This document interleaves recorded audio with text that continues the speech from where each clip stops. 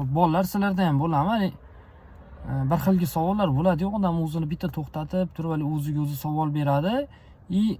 Bergan savollarini o'ylanib turib, bir soatcha, 2 soatcha o'zi bilan, miyasi bilan o'zini yolg'iz qolgizib ketsangiz ham narsa tuzalmaydi-da.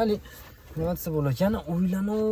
O'ylanaveradi, lekin javobi chiqmaydi. Shunaqa savollar bo'ladi-yu. Misol uchun, hafta kunlarini bilmoqchi bo'lganingizda, realni maktabda kundalik daftarda yozilgan hafta kunlariga qarab turib aytiladi-da ko'p narsa. Men mana shunga rosa ham hayron qolaman. Nimagadir hayron qolaman. Hafta kunlarini bilmoqchi bo'lsam, shu kundalikdan bilib olaman-da. Kundalikda yozilgan narsaga qarab turib hisob-kitob qilaman. Nimagadir shunaqaki, oylarda 30-31 ni bilmoqchi bo'lsa, barmoqqa qarab bilamiz. Nimagadir barmoqlarga qarab bilamiz. Bu ham bir qiziq narsa. Keyin bizda O'zbekistonda rosa ham rivojlangan narsa, mana kim nimadir qilsa, sразу o'sha narsani qaytarishga harakat qilib ko'ramiz. Nimagadir mana shu narsalar rosa ham urchib ketgan. Bilmadim, rosa ham qiziq narsa, lekin javobi hech ham chiqmaydi mana shu narsalar. O'ylanib o'tiraveradi.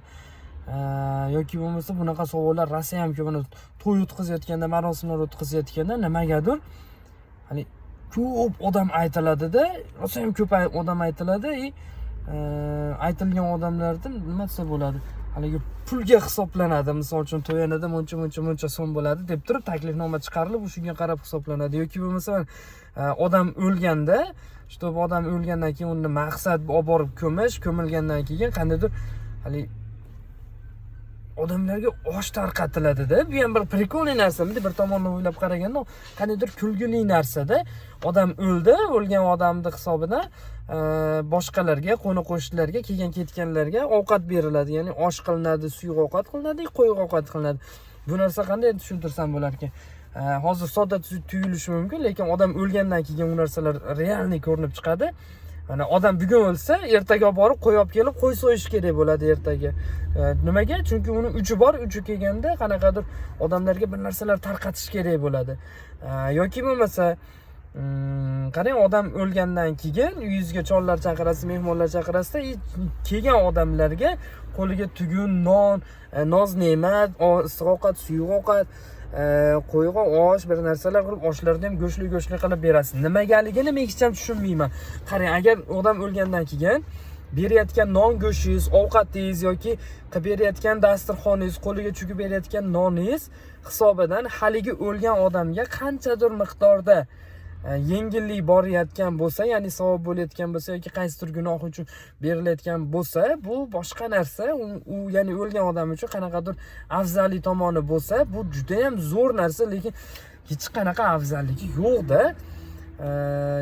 Masalan, yilida bitta alohida marosim qilinib, yana alohida odamlarga mehmondorchilik, chaydi, bir narsalar, noz-ne'mat, to'kin sochin qilinadi. Dasturxonga ishkalad, bir narsalar, yana pishiriqlar, yana qo'ni-qo'shni ovqat ko'tarib chiqadi tinmasdan. Yana ovqatlarni ham qanday desam bo'ladi? Oddiy ovqat bo'lmaydi-da, bu yerda. Normalniy rasxod qilinadi odamning hisobidan. Men mana shu narsaga hech ham tushunmaganman. Endi qarang, tasavvur qiling, bitta odam o'ldi, o'lgan odamning hisobiga deylik yetishmovchilikdan, qiyinchilikdan, kasal bo'ldi, o'zini tuzatolmadi yoki bo'lmasa oilasi boqolmadi-da, qanaqadir kasalliklar kelib chiqdi. O'shaning hisobidan odam o'ldi. O'lgan odamni olib borib ko'mishlik bu tiriklarning burchi, ya'ni vazifasi. Tirik odam olib borib ko'mish kerak. Lekin ana o'lgan odam o'ldi, ketdi, qutuldi, lekin uni orqasidan qolgan tiriklar juda ham ko'p qiyinchiliklarga duch keladi. Ya'ni o'zi yo'qchilikdan o'lganida bu yoqda yana rasxodlar chiqib keladi qolgan odamlar uchun. Ya'ni qo'y olish kerak, go'sht olish kerak, noz-ne'mat qilish kerak, dasturxon qilish kerak, 2 xil ovqat qilish kerak, 3 qilish kerak, pashanbasi, qirqi, yana boshqa marosimlar. Bu juda ham ko'p nimagadir qilinadi-da mana shu narsalar. Hamma odam qilyaptimi? Biz ko'rib turib, sразу o'sha narsani qaytarishga harakat qilib ko'ramiz. Nimagadir o'ylab ko'rmaymiz. Shundan haligi odam masalan 50 ni qilayotgan bo'lsa yoki 40 ni qilayotgan bo'lsa, nimaga qolgan odamlar 40 ni qilishi kerak yoki bitta odam deylik, mana qanaqadir marosimda 100 ta 50 ta odam aytgan bo'lsa, nimaga sen именно o'sha marosim uchun 100 ta 50 ta odam aytishga harakat qilishing kerak yoki bo'lmasa unga yetkazibroq harakat qilishing kerak. Xo'p, qarang, 40 ta maqsad odamlarga ehson qilishlik uchun unga deylik nima desa bo'ladi.